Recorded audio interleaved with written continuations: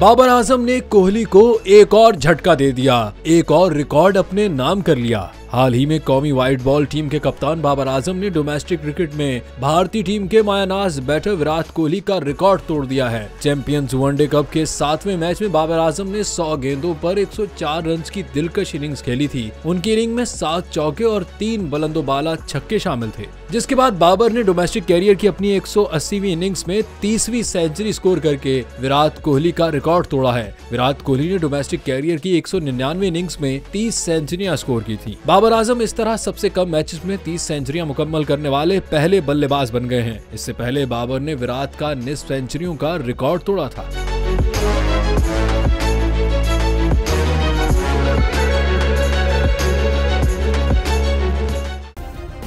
Subscribe करें और bell दबाएं ताकि कोई खबर रह न जाए।